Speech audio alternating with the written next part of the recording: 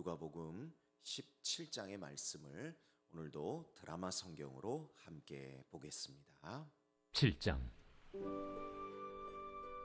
예수께서 제자들에게 이르시되 실족하게 하는 것이 없을 수는 없으나 그렇게 하게 하는 자에게는 화로다. 그가 이 작은 자 중에 하나를 실족하게 할진대 차라리 연자 맷돌이 그 목에 매어 바다에 던져지는 것이 나으리라. 너희는 스스로 조심하라. 만일 네 형제가 죄를 범하거든 경고하고 회개하거든 용서하라. 만일 하루에 7번이라도 네게 죄를 짓고 7번 네게 돌아와 내가 회개하노라 하거든 너는 용서하라. 사도들이 주께 여짜오되 우리에게 믿음을 더하소서. 너희에게 겨자씨 하나할 만한 믿음이 있었더라면 이 뽕나무더러 뿌리가 뽑혀 바다에 심기어라 하였을 것이요 그것이 너희에게 순종하였으리라. 너희 중 누구에게 밭을 갈거나 양을 치거나 하는 종이 있어 밭에서 돌아오면 그더러 곧 와 앉아서 먹으라 말할 자가 있느냐? 도리어 그더러 내 먹을 것을 준비하고 띠를 띠고 내가 먹고 마시는 동안에 수종 들고 너는 그 후에 먹고 마시라 하지 않겠느냐?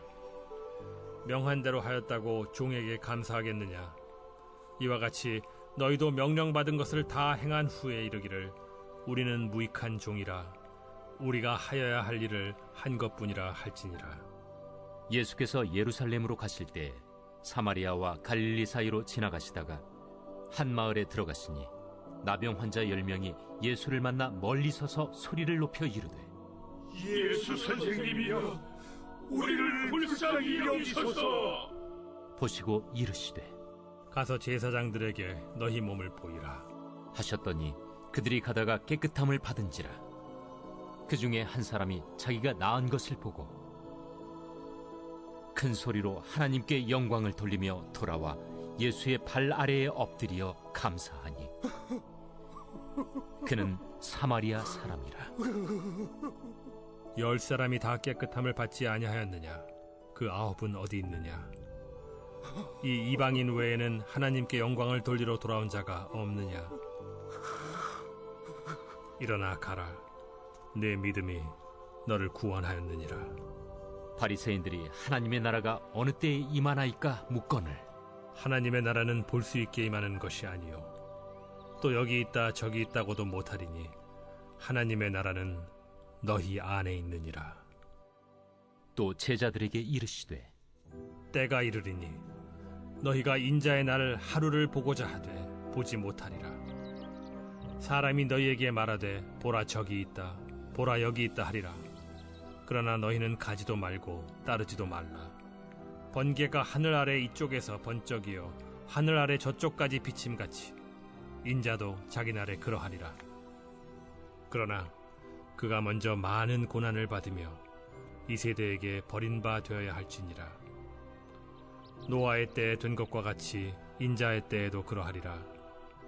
노아가 방주에 들어가던 날까지 사람들이 먹고 마시고 장가들고 시집가더니 홍수가 나서 그들을 다 멸망시켰으며 또 롯의 때와 같으리니 사람들이 먹고 마시고 사고 팔고 심고 집을 짓더니 롯이 소돔에서 나가던 날에 하늘로부터 불과 유황이 비오듯 하여 그들을 멸망시켰느니라. 인자가 나타나는 날에도 이러하리라. 그날에 만일 사람이 지붕 위에 있고 그의 세간이 그 집 안에 있으면 그것을 가지러 내려가지 말 것이요 밭에 있는 자도 그와 같이 뒤로 돌이키지 말 것이니라. 롯의 철을 기억하라. 무릇 자기 목숨을 보존하고자 하는 자는 잃을 것이요 잃는 자는 살리리라. 내가 너희에게 이르노니 그 밤에 둘이 한 자리에 누워 있음에 하나는 데려감을 얻고 하나는 버려둠을 당할 것이요 두 여자가 함께 맷돌을 갈고 있음에 하나는 데려감을 얻고 하나는 버려둠을 당할 것이니라. 주여, 어디 오니이까? 주검이 있는 곳에는 독수리가 모이느니라. 아멘. 오늘도 이 새벽에 기도의 자리를 기억하고 나오신 여러분 한 분 한 분을 주님의 이름으로 환영하고 또한 축복합니다. 여러분 연휴 잘 보내셨어요? 네. 근데 왜 이렇게 얼굴들이 다 굳어 계세요? 연휴 때 무슨 일이 있으셨나 좀 걱정도 되기는 하지만 연휴 때 이렇게 뉴스 보니까 참 좋은 안전한 길, 평안한 길이어야 하는데 참 여러 가지로 또 사건, 사고들이 이렇게 많이 있는 것을 보면서 다시 한번 느끼게 되는 것은 참 우리의 인생이라는 것은 1초 앞도 참 한 치 앞도 알 수가 없는 것이로구나, 그것을 깨닫게 되고, 오늘 이 새벽에도 우리들이 변함없이 이렇게 일상을 살아갈 수 있는 모든 것 하나님이 베풀어 주신 은혜 덕분이구나 하는 것을 다시 한번 생각하게 됩니다. 오늘 이 새벽에 여러분들 기왕에 하나님이 깨워주셔서 이렇게 기도의 자리로 불러주셨는데 하나님 앞에 충만한 감사로 나아갈 수 있는 저와 여러분이 다 되시기를 주님의 이름으로 간절히 부탁을 드립니다. 아멘.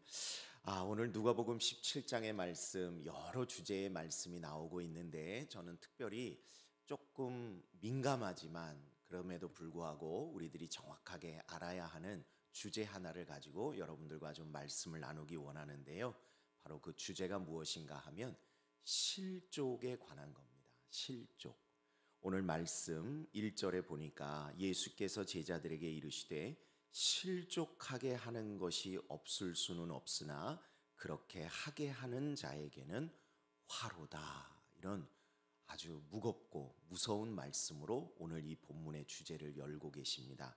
여러분, 이 실족이라는 거 신앙생활 하시면서 많이 들어보셨죠? 예. 사전적인 의미를 우리들이 굳이 따지자면 이렇게 걸려 넘어지다, 쓰러지다, 또 떨어지다, 이런 뜻의 단어고요. 그래서 뉴스에서 우리들이 보통 등반사고, 등산사고가 났을 때 등반객이 실족하여 넘어졌다, 어디서 떨어졌다, 이렇게 해서 아마 이 실족이라는 단어를 많이 들으셨을 겁니다. 그런데 우리 교회 안에서는 조금 다른 의미로 좀 쓰이는 것 같아요. 특히 감정과 관련하여. 우리들이 상한 감정이 들었을 때 보통 이렇게 표현을 합니다. 누군가의 언행 때문에, 나는 누군가의 말 때문에 실족했어. 난 누군가의 행동 때문에 나 실족한 것 같아. 저는 전에 목회하던 교회에서는 이런 표현까지 들어봤습니다. 난 저 사람 외모가 마음에 안 들어. 난 저 사람 외모 때문에 실족했어. 이렇게 얘기하시는 분도 들어봤어요. 그럴 만한 시대이기도 했습니다. 90년대 말이었는데 한 젊은이가 머리를 노란색으로 물들이고 아래 위를 삼선 아디다스 운동복을 입고 주일 예배를 드리러 온 거예요. 다 놀랐죠. 근데 누군가가 그 청년의 모습을 보고 난 실족했어, 이렇게 말씀하는 것을 들은 경험이 있습니다. 근데 여러분, 오늘 이 말씀을 보니까 나 실족했어 라는 말을 우리들이 함부로 하면 안 되겠구나 하는 것을 이 말씀을 통해서 깨닫게 되더라는 것이죠. 왜? 내가 누군가에 의해서 실족했다면 그 누군가는 나를 실족시킨 사람인 거잖아요. 근데 그 실족시킨 사람이 받게 될 이 벌의 무게가 결코 가볍지 않다라는 사실입니다. 그 실족의 죄를 저지른 사람이 받아야 할 죄가 얼마나 무거우면 예수님이요, 차라리 그 죄의 벌을 받느니 누군가를 실족시키기 전에 그 목에 연자 맷돌을 메고 바다에 빠져 죽는 것이 낫다, 이렇게 말씀하실 정도로요, 이 실족의 죄가 참 만만치 않더라는 것이지요. 그렇다면 우리가 적어도 누군가를 향해서 내가 저희 때문에, 저 사람 때문에 실족했어 라고 말한다면 정말 그러할 만한 죄, 그에 합당한 죄가 있을 때에야 비로소 우리들이 실족했다고 말해야지, 함부로 내 감정이 조금 상했다고 나 저 사람 말 때문에 실족했어, 나 저 사람 행동 때문에 실족했어, 이렇게 얘기한다면 나도 똑같이 무서운 죄를 짓는 결과가 될 수도 있다는 사실입니다. 왜? 말씀에 그것을 경고하고 있기 때문에. 내가 누군가를 향해서 나 저희 때문에 실족했어 라고 이야기한다면 그 사람은 그가 져야 될 죄의 값을 생각한다면 그는요 망할 인생이라는 것이죠. 왜? 주님이 말씀하셨잖아요. 차라리 목에다가 연자 맷돌을 메고 바다에 빠지는 게 낫다. 망할 인생 아닙니까? 그런데 누군가를 향해서 저 인생이 망할 인생이다, 망할 놈이다 이렇게 말하는 그 말하는 사람에게도요 성경은 죄를 물으신다는 것이죠. 마태복음 5장 22절에 보면요, 형제를 향해서 노하는 자, 형제를 향해서 욕하는 자, 형제를 폄훼하는 자는요 어떻게 되는가? 심판을 받고 공회에 붙들려 가고 결국엔 지옥불에 떨어질 것이다 라고 주님이요 직접 경고하셨다는 사실입니다. 그렇기 때문에 저와 여러분들이 정말 살아가면서 구별해야 할 것이 있습니다.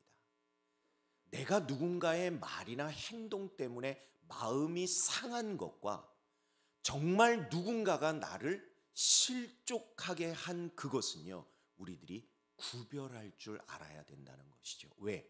그것을 잘못 구별하여 나도 누군가의 삶을 폄훼하고 욕하고 판단하면요 똑같이 내 인생도 망할 수 있기 때문이죠.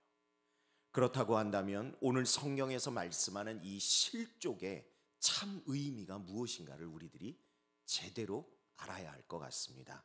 이 실족이라고 번역된 이 헬라어 원어가요 스칸달리조라는 단어인데 여러분 한 번쯤 설교를 통해서 들어보셨을 거예요. 이 스칸달리조라는 단어를 통해서 나온 현대 영어가 무엇인가? 스캔들이라는 단어입니다. 스캔들. 여러분 이 스캔들이라는 단어를 언제 쓰죠? 누가 누군가를 유혹해서 죄를 짓게 만들었을 때, 범법하게 만들었을 때, 법을 어겼을 때 스캔들 사건이 일어났다 이렇게 이야기하잖아요. 오늘 우리가 읽은 이 성경에 나오는 실족이라는 단어의 원래 의미는요 바로 그러한 겁니다. 누군가의 말 언행 때문에 내 기분이 상해서 실족했다 그때 쓸 단어가 아니고요, 누군가의 잘못된 행동으로 인하여 그가 믿음을 떠나게 되고 말씀을 떠나게 되고 하나님 앞에 죄를 짓게 되고 그래서 결국엔 구원을 얻지 못하게 만드는 그러한 일체의 행동을 우리들이 이야기할 때 스칸달리조, 실족시키다 라고 우리들이 반드시 이해해야 된다는 것이죠. 그렇게 이해하고 나니까 여러분 실족시킨 사람이 져야 할 죄의 무게가 이해가 되는 것이죠. 여러분 우리가 살면서 누군가의 마음을 실망시키거나 아프게 하는 일이 전혀 없나요? 여러분들은 장 목사의 설교를 들으면서 늘 기분이 좋으셨어요? 아니잖아요. 우리가 가끔 설교 듣다 보면 왜 그런 느낌 안 드세요? 저 사람이 지금 나를 향해서 말하는 건가? 그런 때가 있어요. 의도하지 않아도 왠지 내 마음이 찔릴 때가 있어요. 그럴 때 우리들 기분이 별로 좋지 않잖아요. 그런데 내 마음을 상하게 했다고 해서 그 사람이 나를 실족하게 했기 때문에 연자맷돌 메고 바다에 빠질 인생이라고 한다면 우리 중에 어떠한 인생이 살아남을 수 있겠습니까? 어떤 목사님이 설교에서 그러셨다 그러죠. 나 교회 생활하면서 믿음 생활하면서 상처받았어요 하는 분 손들어 보세요. 그랬더니 다 손들더래요. 내리세요. 그러면 반대로 나는 교회 생활하면서 누군가에게 상처를 줬어요 하는 사람 손들어 보세요. 그랬더니 다 손을 안 들더래잖아요. 그럼 상처 준 사람은 없는데 다 상처를 받았다는 건 이건 어떻게 우리들이 이해해야 돼요? 그렇기 때문에 우리들은요 함부로 우리들의 마음이나 생각이 조금 상했다고 해서 나 저 사람 때문에 실족했어 이런 말 함부로 할 것이 아니구나 라는 것을 우리들이 오늘 말씀을 통해서 분명히 깨닫게 되더라는 겁니다. 여러분 이 실족이라는 것은요 참 무서운 죄예요. 그래서 주님이 뭐라고까지 경고하셨냐 하면 내가 내 행동으로 인하여 남을 실족시키기도 하지만 나의 죄로 인하여 내 삶도 내 영혼도 얼마든지 하나님 앞에 실족한 인생이 될 수 있기 때문에 그래서 내 한 눈이 너를 실족하게 하거든 어떻게 하라고 말씀하시죠? 차라리 빼버리라. 내 손이 너를 실족하게 하거든 어떻게 하라고요? 잘라버리라. 발도 잘라버리라. 왜?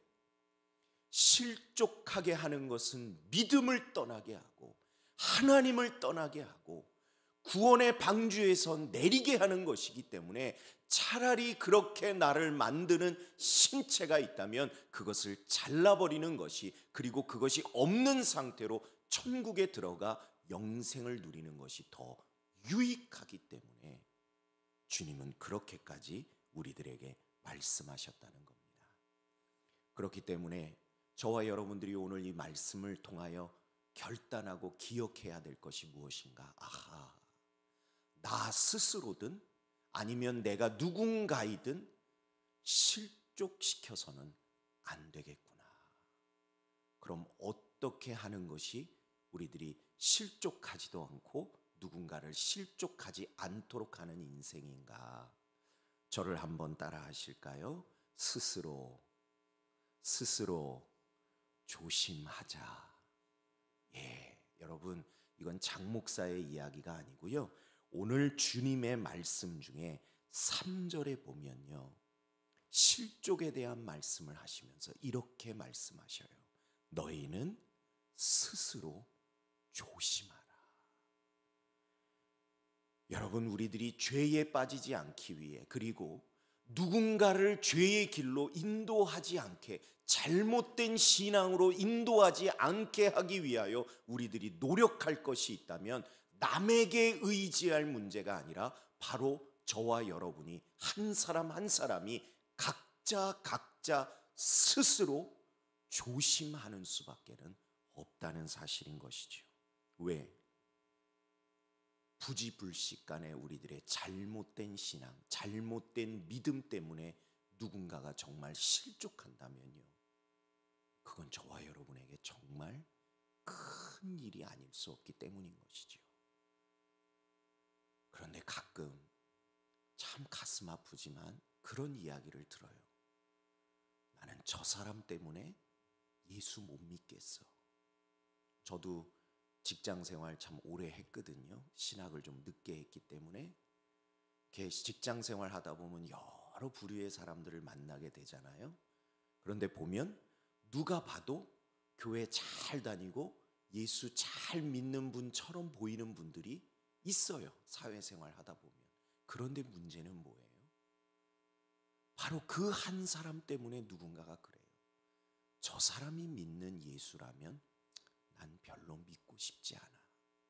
저 사람이 다니는 교회라면 난 별로 교회 다니고 싶은 마음이 안 들어. 이런 이야기를 들을 때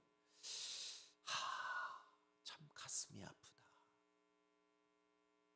참 안타깝다. 그런 생각이 들어요. 저는 오늘 이 말씀을 준비할 때 예전에 봤던 TV 프로그램 하나가 생각이 나더라고요. 이게 어떤 프로그램이었냐 하면 이 세금을 안 내는 분들이 있어요. 그것도 좀 많이. 그래서 고액 체납자라고 부르는데, 그런 고액 체납자 집 앞까지 가서 그 세금을 강제로 징수하는 분들에 대한 다큐멘터리 프로그램인데, 특별히 제가 그날따라 봤던 프로그램이, 그 방송 내용이 뭐였었냐 하면, 일요일날, 우리는 이제 주일이라고 표현하는 일요일날, 그날도 쉬지 않고 그분들이 가서 한 분의 집 앞에서 기다리고 있다가 그 고액 체납자하고 딱 맞닥뜨렸는데, 카메라가 얼굴은 모자이크를 해서 안 보이는데 그 손에 든 게 뭔지를 정확하게 보여주는데 성경책이더라는 것이죠. 전 또 목사니까 그게 딱 보이잖아요. 그리고 집 안에 들어갔는데 카메라에 걸리는 게 최후의 만찬, 그 커다란 그림이 그 고급 주택 한 정 가운데 턱하니 걸려 있는 것도 있고, 근데 이분이 돈이 없는 분이었는가? 아니에요. 타고 다니는 차도 고급 차고 또 집안에서 현금이며 귀금속이며 그거 다 그 현장에서 이 차압되고 압류되는 장면이 다 나오는데 너무너무 부끄러워서 정말 그 방송을 제가 볼 수가 없더라고요. 그게 전국을 타고 나가는 방송인데 그걸 보며 예수 믿지 않는 사람들의 마음 가운데 어떤 생각이 들까? 근데 저는 그런 생각이 들더라고요. 이것이 비단 저 고액 체납자만의 문제일까? 저는 목사로서 가정에서 또 제가 일하는 이 일터에서 여러분도 또 일하시는 일터 또 학생이라면 학교에서 어디서든지 내가 속한 곳에서 나는 복음의 디딤돌일까? 아니면 걸림돌일까? 제가 이 세상에서 제일 무서워하는 사람이 하나 있는데 누굴까요? 저는 제 아내입니다. 여러분 오해하지 마십시오. 아내가 성품이 나쁘거나 뭐 나쁜 아내여서 무섭다는 게 아니고요. 제가 여러분들 앞에서 이렇게 강단에 서서 하나님의 말씀을 전할 때 여러분들은 저를 잘 모르잖아요. 그런데 저를 잘 아는 제 아내가 저의 설교를 들으며 속으로, 겉으로 하면 정말 문제고 속으로라도 너나 잘하세요 이렇게 생각한다면 저는 제 아내에게 복음의 디딤돌이 아니라 걸림돌이겠구나. 그래서요, 저는 설교가 끝나면 누구의 눈치를 제일 보느냐? 제 아내의 눈치를 제일 많이 봐요. 그리고 성도님들 100분, 1000분, 10,000분이 오셔서 은혜 받았어요 라고 말씀하셔도 저한테 제일 중요한 건 아내가 지나가는 말로라도 오늘 설교 좋았어요, 은혜 받았어요 그러면요 얼마나 제 마음이 안심이 되는지 모릅니다. 왜? 저를 너무너무 잘 아는 사람이니까. 여러분, 우리 너무 넓게 생각하지 말고 그냥 좁혀 생각하며 오늘 이 말씀 마치고 우리들이 기도하기를 원하는데, 나는 내 가정에서 남편에게, 아내에게, 부모에게, 자녀에게 나는 복음의 디딤돌인가 걸림돌인가, 이것을 우리들이 깊이 묵상하면서 회개해야 될 것이 있다면 오늘 이 시간 주님 앞에 깊이 회개했으면 좋겠고요. 또 그러한 복음의 디딤돌이 되기 위해서 필요한 것이 있다면 그것이 오늘 본문에도 보니까 제자들이 믿음을 더하여 주옵소서 주님께 기도하던데, 믿음을 구하든지 사랑을 구하든지 소망을 구하든지 무엇을 구하든지 우리들이 복음의 디딤돌이 되기 위하여 필요한 것을 주님 앞에 간절히 구하고 삶의 자리로 돌아갈 수 있는 복된 시간이 되시기를 주님의 이름으로 간절히 부탁을 드립니다. 그래서요, 우리들이요 신앙생활을 하잖아요. 그런데 이 신앙생활이라는 말은 꼭 보면 일반 생활하고는 약간 구별되는 듯한 뉘앙스가 있어요. 근데 그러지 말고 우리들의 신앙이 교회에서뿐만 아니라 우리들의 삶까지도 연결될 수 있도록 오늘 우리들이 이 단어 하나만큼은 마음에 꼭 담고 가셨으면 좋겠어요. 그 단어가 무엇인가? 신앙생활을 바꿔서 생활신앙. 생활신앙. 우리들의 삶도 신앙 자체가 될 수 있도록 주님, 교회에서만 신앙생활 잘하는 사람이 아니라 생활신앙을 살아가는 우리들이 되게 하여 주시옵소서. 오늘 간절히 기도하고 삶의 자리로 돌아가는 저와 여러분들이 다 되시기를 다시 한번 주님의 이름으로 축원을 드립니다. 드립니다. 기도하겠습니다. 하나님 감사합니다.